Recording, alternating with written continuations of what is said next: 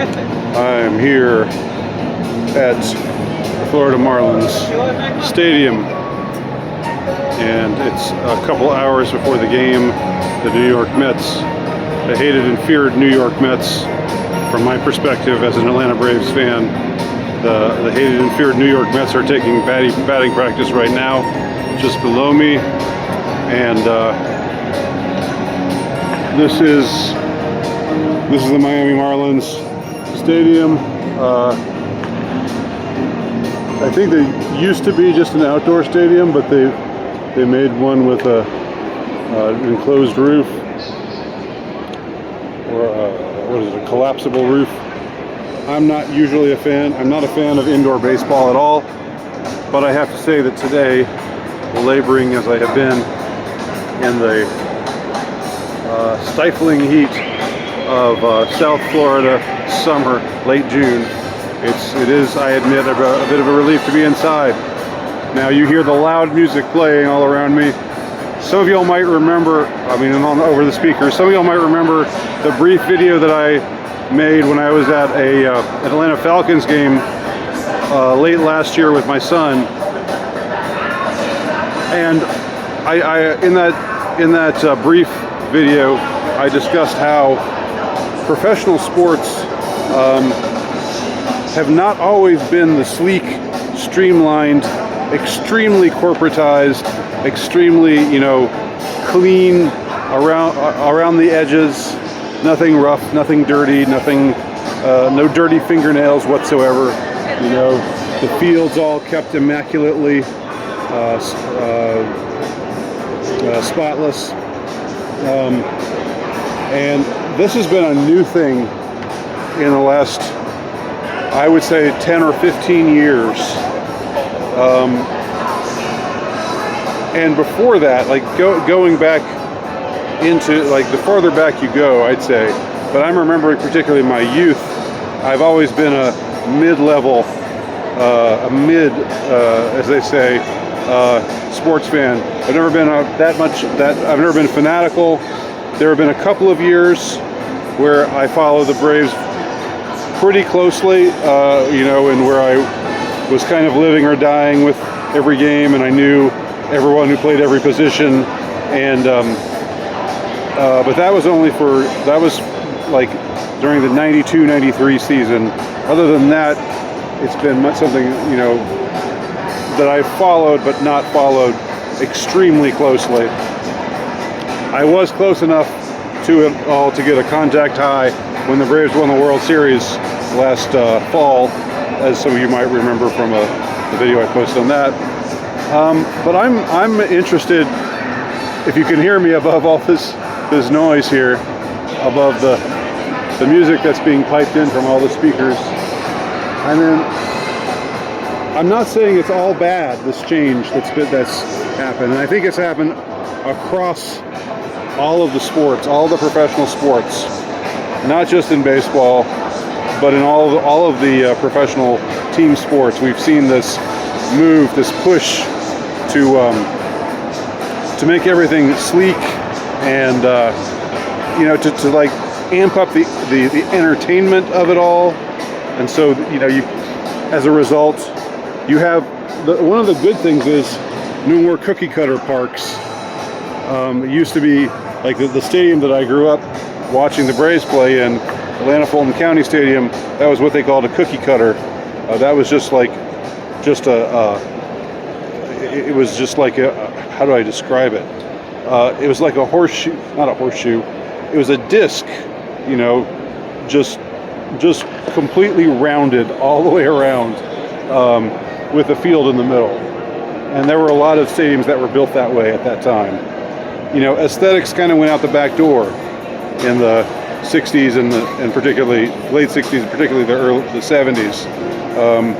Things were just functional, and it wasn't unusual to watch a game, on TV in say 1981 or so, and see them playing on a field where there's these just blotches of dirt everywhere, and you would never see that today. Never, ever would you see that today. So there's been a sprucing up of everything, And that has been a recurrent trend among all professional sports. And to me, I think it dates back at least to say 2005 or so. But also, what we also find now is you basically don't ever have a minute to yourself. You know, you can't just sit there and meditatively and do whatever. It's like they have to assault you with, and now we're going to play this fun game on the Jumbotron screen. There's the Jumbotron. There. And now we're going to, let's do this fun thing and let's play this song. Come on, everybody, get up and dance. So let's get out the kiss cam. All these gimmicky kinds of things that are happening between innings. It's like that, and then, of course, blasting commercials all the time over the screen. It wasn't like that, and this isn't just me saying, it wasn't like that in the old days, because I'm saying it's a trade-off. There are some things that are better about today, and there are some things that I would say were better back then. But one of the things that was better back then was, it was, they didn't try to fleece you most of the time. You could get a seat for cheap, and it wasn't like, oh, we gotta get the people in and entertain them every single second of the game. If the game is kind of slow, let's do this to make the fans still stay in it. And there wasn't that attitude towards it. It was like, this is a sport. These are some of the best players in the world. They're playing a sport. You've come to watch them play the sport. Sometimes the sport is fun and interesting. Sometimes the sport is kind of boring. But you bought the ticket, so we're not going to apologize. We're not going to try to make you have a good time all the time. If the game is boring, then it's boring. So be it. Especially in baseball, which is a slow-moving game. It can be a game with very exciting moments. It's a very tense game often, and I love baseball. Don't get me wrong, but it's not like it's not a thrill-packed sport. But even with the other sports, when I was at the Falcons game, I was talking about how they had to blast all this stuff over the computer screen and rise up Atlanta and blah blah blah, and it's just kind of cheesy. And what I do miss about the old days is that they would just leave you alone, more or less. You shell out your couple of bucks, get your ticket for wherever, and then you're on your own. You can get some popcorn, you get a hot dog, get a drink, but beyond that, we're not. And we got our organ player, playing the little organ.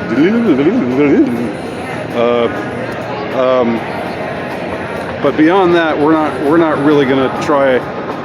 We're not gonna do cartwheels to try to entertain you and try to make this the ultimate experience, the ultimate sensory experience. And today, that's just lost. That whole sensibility is lost.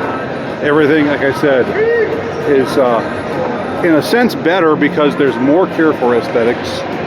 There's no more cookie cutter stadiums. There's let's get some of the Mets. Boo! The Mets are the main rival with the Atlanta Braves now for the National League East. So I'm here to root for the Marlins tonight. Plus the Marlins have Jorge Soler, who played so well for the Braves, hit that crucial home run in Game 6 of the World Series last year. And he was my favorite player last year, and I didn't like that the Braves lost him. So I'm going to be rooting. But he did come down here to Miami, so I'll be rooting especially for him tonight. But anyway, you see, even in a park like this, even though it's an indoor park, it's not like the Astrodome, which, if you visited the Astrodome in the 70s or 80s, it was like a tomb. It was a weird place. There was no outdoor lighting or anything like that. So they've upped the aesthetics, and that is good. They've also made everything much more corporatized, and that's not so good. And of course, in line with everything else, you can't have colorful players anymore who have interesting ideas about things, or who speak their minds in any way that deviates from polite, what's acceptable in polite discourse. Starting from John Rocker on down. But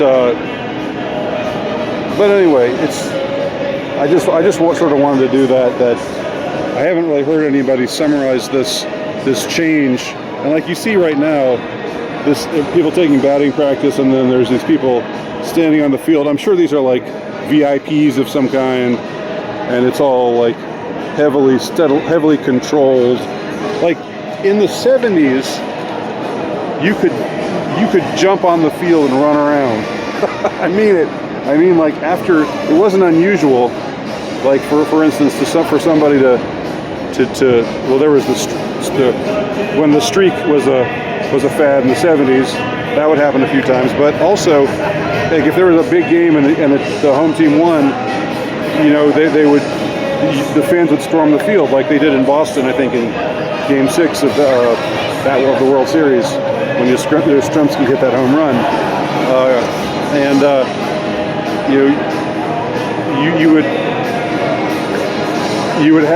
that would be more of a thing that they would allow for, because things were more rough and tumble, just altogether rougher around the edges, and that was like just the way it was. It wasn't like and then at some point somebody said, hey, we got to clean this up. We got to make this sleeker and more,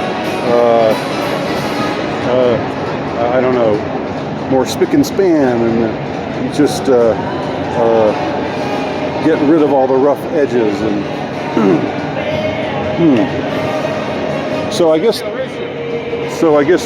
the aesthetic. I guess in conclusion, the aesthetics. The improved aesthetics were a good thing. Everything else is probably not such a good thing.